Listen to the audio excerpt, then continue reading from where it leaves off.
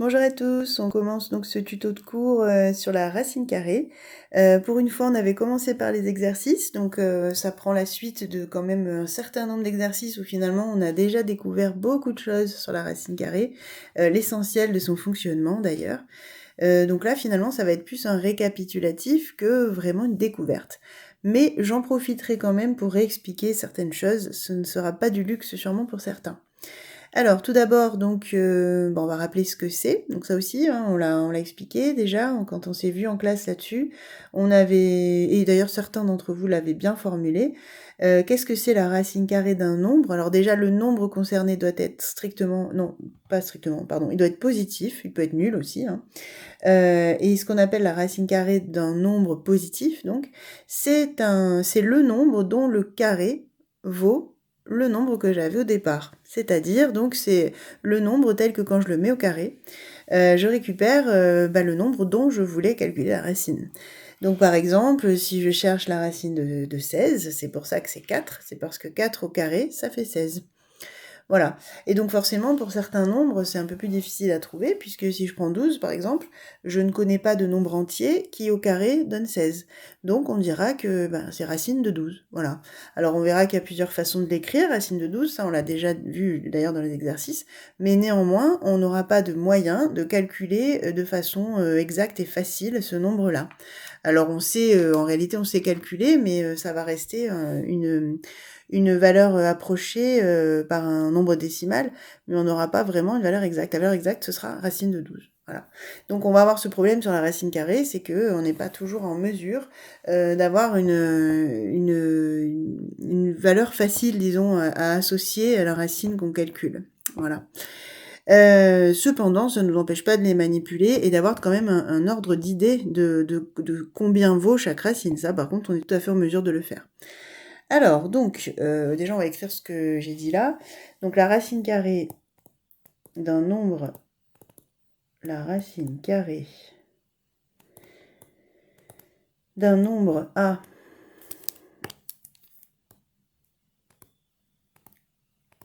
je l'ai appelé A, bien sûr, vous l'appelez comme vous avez envie, mais bon, souvent on prend A ou X, hein, d'un nombre A supérieur ou égal à 0, et le nombre, et il y en a un seul hein, qui fonctionne, et le nombre, qui est d'ailleurs positif lui aussi, on le choisit positif, la racine carrée est censée être un nombre positif, je vais l'écrire, et le nombre positif, dont le carré vaut A. Alors je vais préciser cette histoire de positif. Je m'explique. Par exemple 16, puisque j'ai pris cet exemple tout à l'heure, sa racine c'est 4, mais finalement, ça aurait pu être moins 4 aussi. Moins 4 au carré, c'est égal à 16. Mais on a fait le choix de choisir justement la positive à chaque fois. Ce qu'on appelle la racine carrée, c'est la version positive. Mais cependant, effectivement, si je cherche, vous vous souvenez, on l'a vu ça, a carré égale 16, il y a la racine de 16 du coup qui marche, ou bien moins la racine de 16. Mais ce qu'on appelle la racine de 16, c'est effectivement la version positive, donc ce sera 4. Voilà. Même s'il y en a deux qui donnent 16 quand on les met au carré. Donc, exemple, alors justement, racine de 49, comme 49 c'est 7 au carré, eh bien on peut dire que ça fait 7. Le nombre qui au carré donne 49, c'est 7. 3600, le nombre qui au carré donne 3600, sachant que 6 au carré ça fait 36, eh bien ça va marcher que 60, en fait, 60 au carré. Donc je pense qu'on peut l'écrire directement comme ça. On pourrait le décomposer, mais en théorie, on n'en est pas encore là. On n'a pas encore vu les opérations, même si en exercice, on l'a déjà fait. Donc là, l'idée, c'était plutôt de se dire, 6 au carré, ça fait 36, 60 au carré, ça fait 3600. Donc, la racine de 3600, ce sera 60. Ok, bon, jusque-là, a priori, ça devrait quand même parler à un certain nombre d'entre vous. Maintenant, les propriétés qu'on a beaucoup utilisées déjà dans les exercices, sans vraiment les formaliser, donc c'est l'occasion. Donc pour tout réel positif, qu'est-ce qu'on a comme règle de calcul sur la racine carrée? Alors, celle qu'on a beaucoup utilisée, c'est celle avec la multiplication, rappelez-vous, justement, qui permet de casser une racine en deux, Et ça, c'est très pratique pour réduire les racines, donc on va le revoir dans les exemples. On peut aussi l'utiliser dans l'autre sens, hein, c'est-à-dire pour fusionner deux racines, vous pouvez l'utiliser dans le sens qui vous arrange. Ensuite, alors le quotient, on l'a pas encore vraiment travaillé en exercice, on va le faire là dans les exemples. En fait, c'est exactement le même principe. Ce qui marche pour la multiplication marche pour la division. Donc ça va faire racine de A sur racine de B. Là aussi, ça permet de casser en deux, finalement, la racine, surtout quand ça nous arrange, ou bien de la fusionner, si on prend dans l'autre sens. Alors là, évidemment, il faudra choisir B différent de 0, puisque sinon, ça fait une valeur interdite, puisqu'on est amené à diviser par 0, sinon. Ok, ensuite, autre chose, racine de A carré, comme ça. Je sais pas si vous l'avez vu, je l'ai déjà utilisé ça, mais parce qu'en fait, c'est la définition, hein. C'est la même chose que racine de A au carré, et ça fait pile A. Donc ça, c'est vraiment issu, alors, de la définition, déjà, puisqu'on a dit que, justement, la racine d'un nombre, c'est le nombre positif, là, A est positif, hein, tel que quand je le mets au carré, je retrouve le nombre. Là, mon nombre, c'était A carré, donc effectivement, la racine, ça va être A, par définition. Mais sinon, ça vient aussi du fait, tout simplement, que la fonction racine carrée est la réciproque de la fonction carrée, c'est-à-dire qu'elles ont une action contraire l'une de l'autre.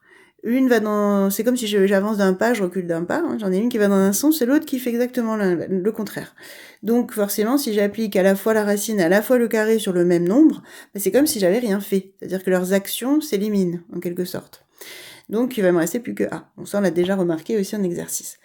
Une remarque importante, un warning, hein, je dirais même, qu'on a vu aussi et que j'ai expliqué, mais bon, je préfère le préciser. Nous n'avons pas, en revanche, racine de A plus B qui serait égale à racine de A plus racine de B. On ne peut pas casser une racine en utilisant, enfin, quand il y a une addition. Ça, c'est pas possible, ça ne fonctionne pas. Vous pouvez essayer, il y a plein d'exemples qui marchent, hein. Enfin, qui marchent pas, justement, qui vous montrent que ça ne marche pas. Par exemple, j'en sais rien, moi, racine de 100 plus 49, ça fait racine de 100 plus racine de 9, donc ça fait 13, alors que racine de 149, ça ne fait pas 13. Voilà, je prends un exemple comme ça, mais ça marche quasiment dans tous les cas, c'est très rare les A et les B qui vérifieraient cette fausse égalité. Hein. Donc clairement, ce n'est pas possible. Tout ce qu'on peut dire, c'est que racine de A plus B, c'est inférieur ou égal à racine de A plus racine de B, ça on pourrait l'affirmer éventuellement. Mais c'est tout. Alors par contre, ce qu'on peut dire, ça, on va l'écrire quand même assez clairement, c'est que si j'ai B racine de A plus C racine de A, donc vous vous souvenez, hein, là je suis dans la même famille, alors on va mettre un nombre, oui c'est vrai que C je l'ai pas mis, bon, un C réel, n'importe lequel en fait, hein, donc je précise pas quelles sont ces conditions, puisque n'importe quel C fonctionnera. Donc je suis dans la même famille et du coup on avait dit qu'on pouvait rassembler. Ça oui, voilà, ça on a le droit de le faire quand il s'agit d'une addition, mais c'est tout en fait. Donc surtout attention à ne pas tomber dans ce piège qui est très très classique, voire même grossier. Donc faites gaffe. Voilà, donc grosso modo, ça résume ce qu'on a découvert sur les racines carrées. Donc maintenant simplement quelques exemples pour se remémorer comment ça fonctionne, mais sinon on sait déjà tout. Donc racine de 121, ça, rappelez-vous, ça faisait partie des carrés qui étaient à connaître. C'était 11 au carré, donc 11. Je vais vous les remettre à côté, là, hein, les carrés parfaits. Je vous renvoie au tuto sur les exercices où je détaille un peu plus, mais bon, c'est l'idée. Donc carré de 2, carré de 3, carré de 4, carré de 5, carré de 6, carré de 7, carré de 8, pardon. Je parle et j'écris en même temps. Carré de 9, carré de 10, carré de 11, carré de 12, et j'avais même mis le carré de 13. Voilà, donc tout cela sont ceux vraiment les nombres qui sont importants pour les racines carrées parce que ce sont les seuls, en tout cas dans celles que je vous demande d'apprendre par cœur, les seuls qui se calculent de façon nette. On n'a pas de, c'est pas une, comment dire, on n'a pas de partie décimale. Ce sera un entier le résultat.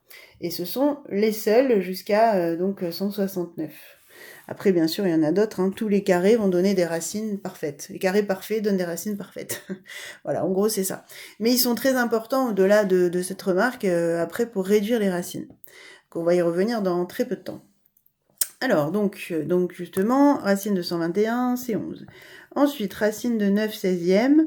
Vous voyez que le quotient, on l'a pas trop manipulé encore, mais enfin bon, comme le fait de casser la racine fonctionne sur la division, c'est pas un gros problème. Racine de 9 et racine de 16, on sait calculer, ça tombe bien, donc 3/4. C, donc racine de 54 sur racine de 6. Alors, là, deux possibilités. Soit vous réduisez chacune des deux racines, et puis après vous verrez bien si ça se simplifie ou pas. Soit vous vous dites, il faut avoir juste un petit peu de recul, que 54 divisé par 6, ça fait 9.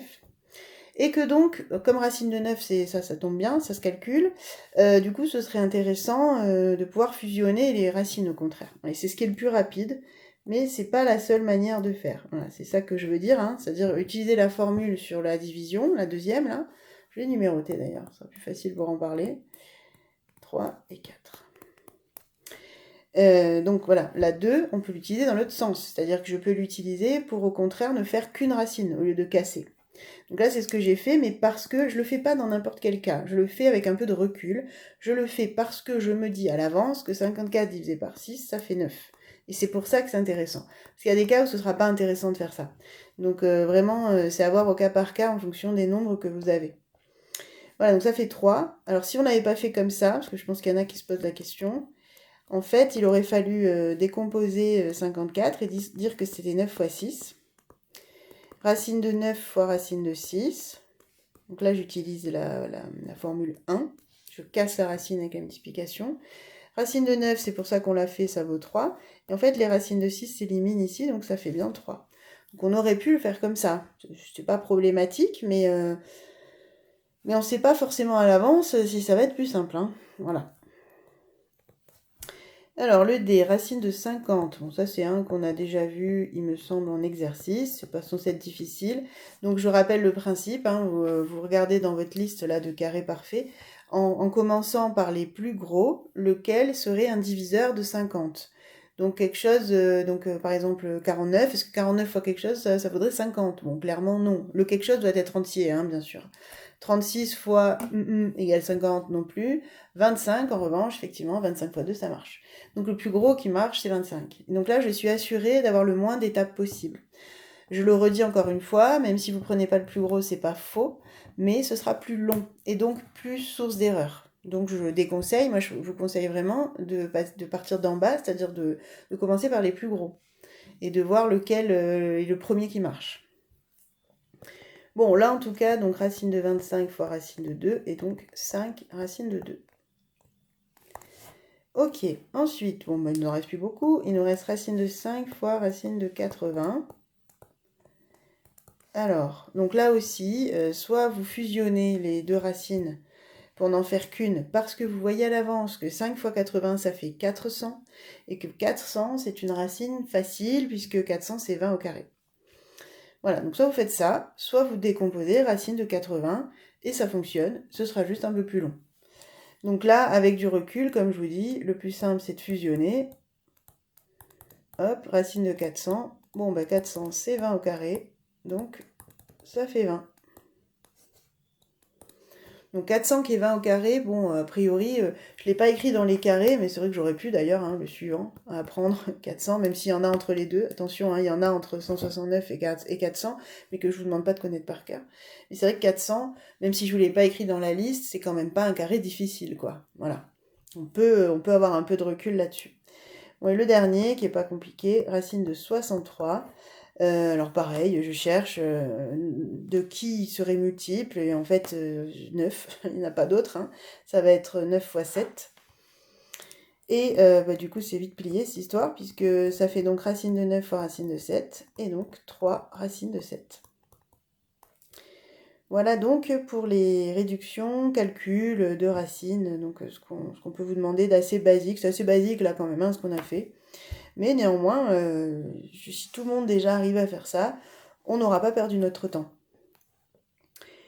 On continue. Alors voilà, donc là l'idée, ça va être de voir qu'est-ce qu'on peut faire comme addition, soustraction, dans quel cas on ne peut rien faire, par exemple. Voilà. Alors le premier, normalement, vous devez avoir la version corrigée, où il doit y avoir un 8 ici. Alors on pourra discuter de ce que ça aurait donné s'il y avait un 6, ça me gêne pas, mais à la base c'était un 8, c'est une erreur de frappe. Donc alors voilà, je me retrouve face à ça, et moi je vous ai dit tout à l'heure, pour l'addition, en fait on n'a pas de règle. Voilà, la seule règle qu'on a, c'est qu'on peut additionner quand on est dans la même famille, c'est-à-dire qu'il faut qu'il y ait le même radical. Tiens d'ailleurs je vais l'écrire ça aussi dans votre cours là. Quand on écrit racine de A, cette partie-là, là, qui est en rouge, ça s'appelle le radical. Voilà. Et donc, bon, on a tendance à dire que le tout est un radical aussi, hein. On assimile un peu les deux mots, racine, radical. Donc, quand on vous dit le même radical, c'est juste la même famille, en fait, la même racine. Donc, on a le droit d'additionner que quand on obtient la même famille de racines après réduction. Donc attention, ça je l'ai déjà dit dans les exercices, vous devez absolument réduire avant de décider si vous allez pouvoir additionner ou pas. Donc que ce soit dans le A, dans le B, dans le C, bon dans le C il n'y a pas d'addition, donc c'est encore autre chose, mais de toute façon il va falloir d'abord réduire. Donc, eh bien, on y va. On y va, on réduit. Alors, bien sûr, 5 racines de 2, je ne peux rien faire. En revanche, racine de 8, je peux dire que c'est 4 fois 2.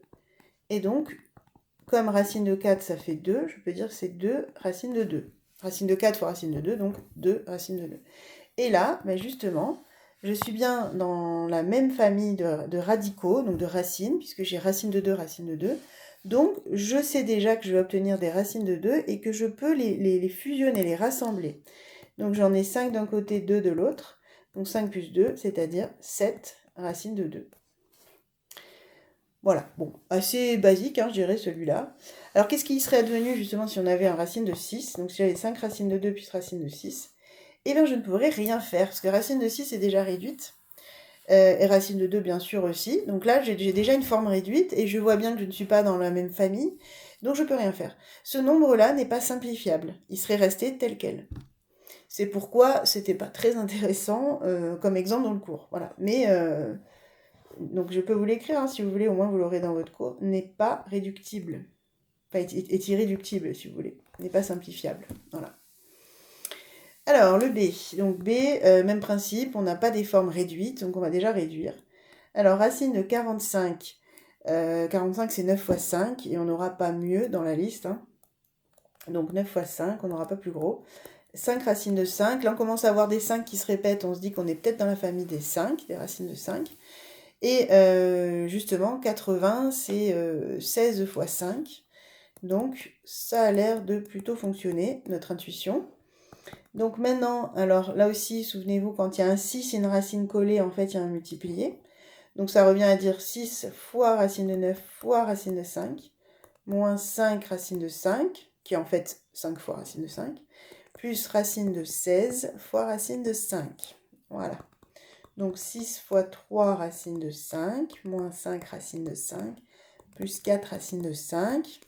6 fois 3, 18, donc il va y avoir 18 racines de 5 ici. Et là, on s'aperçoit que tout le monde est dans la même famille des racines de 5. Et donc effectivement, on va pouvoir réduire tout ça. Donc je sais là aussi que je vais obtenir des racines de 5. Je vais en avoir 18 moins 5 plus 4. Voilà. 18 moins 5, ça fait 13, plus 4, 17. Donc 17 racines de 5. Voilà pour celle-là. Donc un peu plus de travail, mais en fait, il faut juste être méthodique. Chacune, je les réduis. À la limite, vous pouvez les réduire à part et après rassembler vos résultats tout ensemble. Vous pouvez aussi. On a un exercice comme ça dans la feuille d'exercice. Alors, le dernier, on n'a pas d'addition, donc c'est pas une histoire de famille. En revanche, si on veut avoir la version, disons, simplifiée, entre guillemets, il va falloir réduire chaque racine, parce que là, on voit pas trop où on va pour l'instant. Et puis, on voit bien, en plus, que même si je fusionnais, parce que je pourrais fusionner les deux racines avec le quotient, là, avec la division, mais 125 sur 729, c'est pas gagné pour que ça donne quelque chose d'intéressant. Hein. Donc, on va plutôt partir sur la simplification de chacune. 125, il y a 25, et justement c'est 100 plus 25, donc c'est 25 fois 5. Parce que 100 c'était déjà 25 fois 4.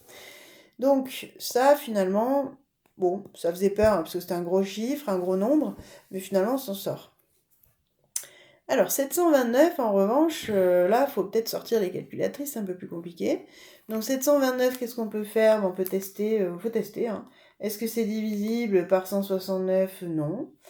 Est-ce que c'est divisible par 144? C'est pas possible, puisque 144 c'est un nombre pair. Et donc, si je multiplie 144 par quelque chose, ça doit donner un nombre pair, ce qui n'est pas le cas de 729, donc ça c'est même pas la peine. 121, ça fonctionne pas non plus.